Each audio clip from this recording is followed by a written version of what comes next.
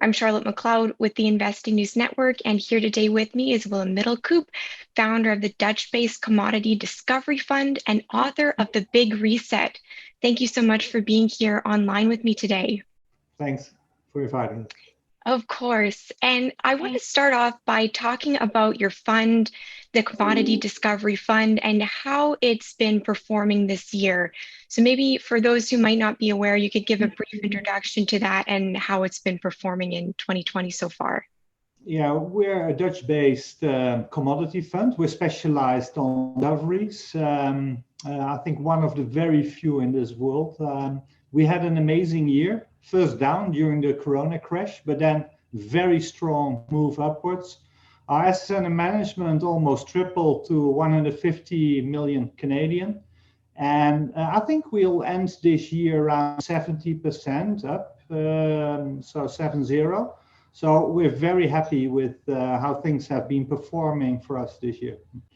All right, well, that's definitely amazing results. I wondered if you could talk a little bit more about what the year has looked like for discovery investing. How would you say exploration companies have been able to progress during COVID-19?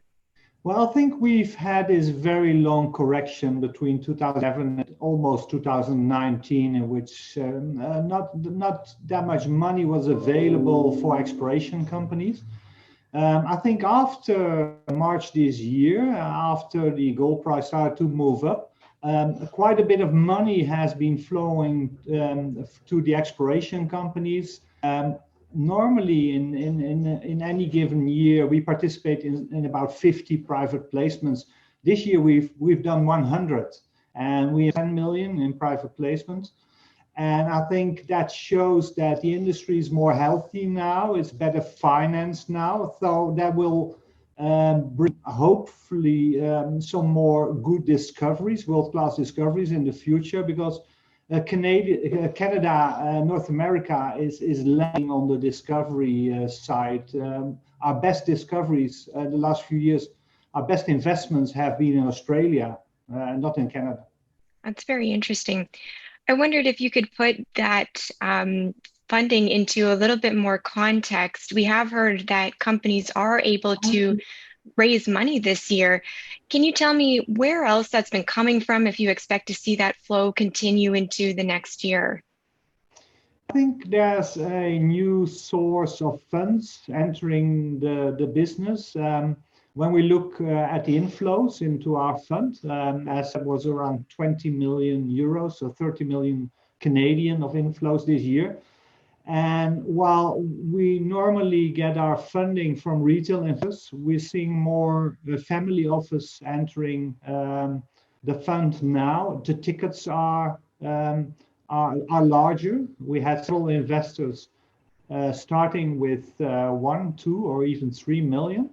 So this is another kind of investor. It's more the smart money. It's, like I said, the family office are not the typical gold bug. And what we learned from discussions with our investors is that more and more people are being concerned by the amount of money printing. So with all the negative yielding bonds and deposits that aren't giving any return, people are really getting worried where they can put their money, and they're looking for yield. And it's a tough out there now with COVID. So there are very few places to hide. I think technology is a good place to hide, but the valuations are a bit stretched there. And then the natural resource sector, the commodity sector, has been bottoming out for years. And I think it's very attractive, looking very attractive for the next years. Okay. And among exploration companies, among the companies that have seen success this year, are there any trends or similarities you would identify between them? Well, as said, the most important trend we have seen in our field of discovery investing, that all major discovery, or most of the major discoveries, the world-class discoveries have been made in Australia. And as a fund, we started in 2008. At first, we fully focused on the Canadian market, listed companies in North America. Started to look and to study and to research Australia I think 3-4 years ago, and we're very glad that we spent time to study companies there. And we've seen in the last 2 years a world-class discovery by Greatland Gold in the Australian Pilbara.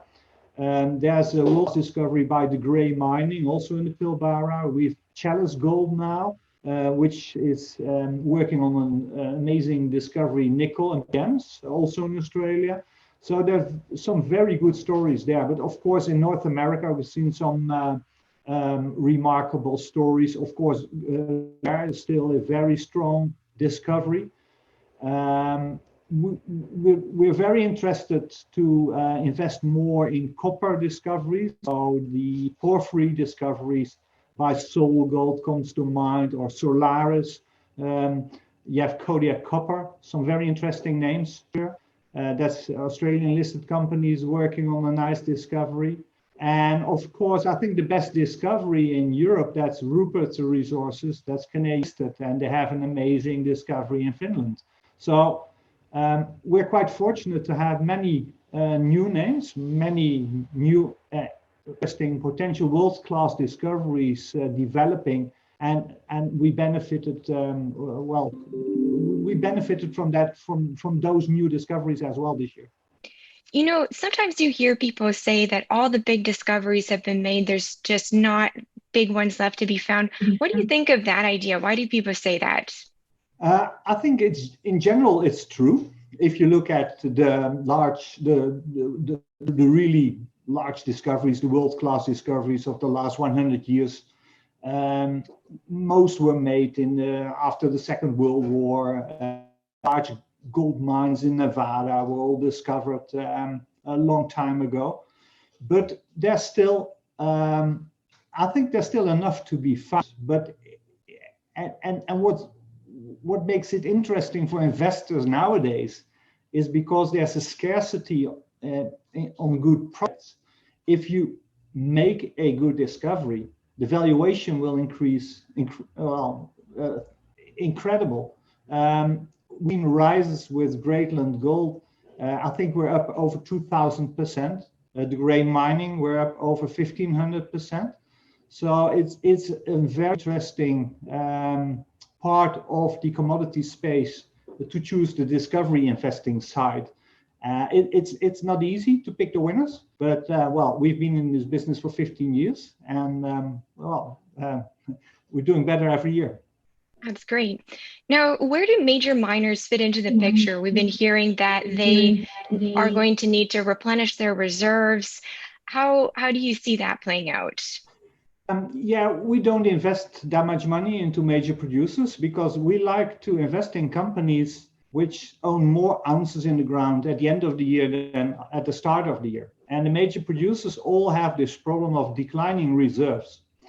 And actually, it's a dying industry this way. So they really have to be active on the M&A side to add enough resource and reserves to survive. And I think when gold will move up over $2,000, and that will happen within the next 12 months, we think, you could see an acceleration of the M&A game within the industry, because many of those producers are getting will get quite nervous from that side.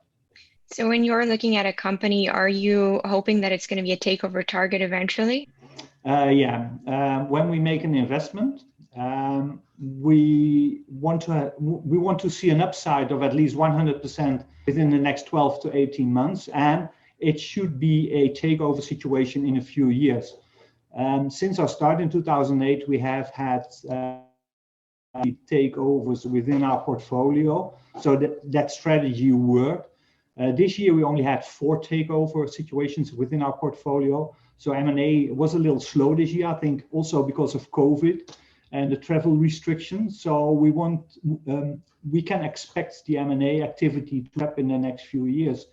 And on average, we are invested in over 100 companies. So we expect the number of acquisitions and takeovers in our portfolio to be around 8 to 10 a year on average. All right. I also want to touch briefly on the price of gold. You were talking a little bit about it. Where do you see gold headed in 2021 and what drivers are going to take it there? Well, if we look at gold from a technical perspective, we've seen gold bottoming out between 2013 and one could say 2018. Very bottoming progress. We're in the first phase of a recovery now.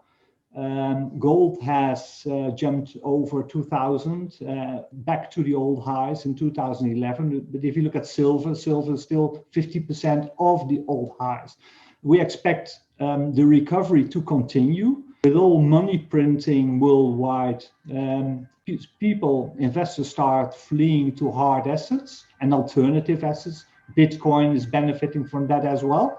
So we expect another strong leg up, and that could start any moment now. Actually, today's gold is very strong, silver is strong. And if you look from a technical point of view, Elliott wave point of view, I think the correction, which started early August, seems to be over now, almost over. And the next jump can be spectacular. And the GDX could jump 50 to 80% within the next 12 months. That's our analysis.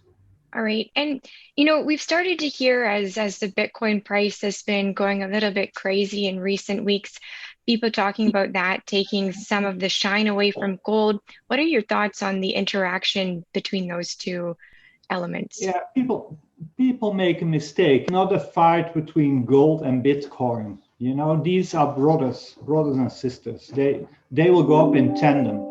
It's a fight between money and alternative hard assets. So I think an investor needs Bitcoin in its portfolio and needs gold and silver in its portfolio. And that's what we always tell our investors. And I have a portfolio. In general, I put 25% of my personal wealth in real estate, 25% in physical gold and silver, 25% in listed equities, and then another 25% in cash or Bitcoin.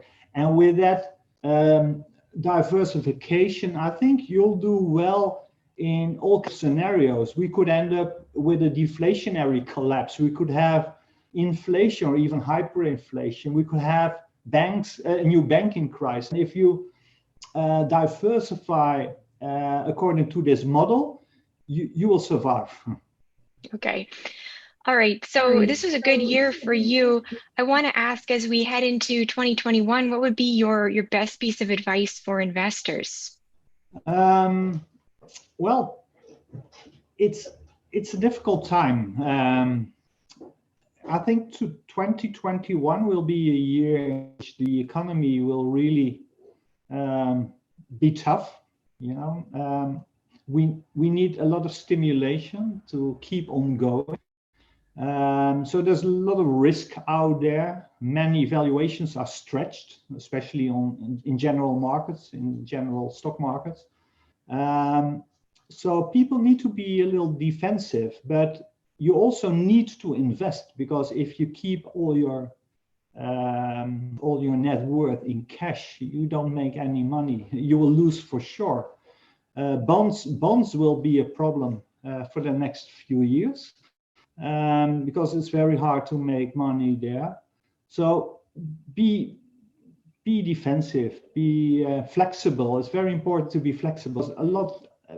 We talked a bit at the introduction about the reset. I wrote a book on the big reset in 2014. This was a year that the World Economic Forum, Time Magazine, the IMF, they all started to talk that big changes are coming. We need a new Bretton Woods, we need a great reset, and nobody's telling you what will happen. So many things can happen. But one thing is sure, there will be a lot of money printing. And as long as there's a lot of money printing, gold will move higher, and silver as well. Okay, well, I think that sounds like a good note to end it on. Thank you so much for being here to talk with me today. I appreciate it. Thank you. And once again, I'm Charlotte McLeod with the Investing News Network, and this is Willem Middelkoop.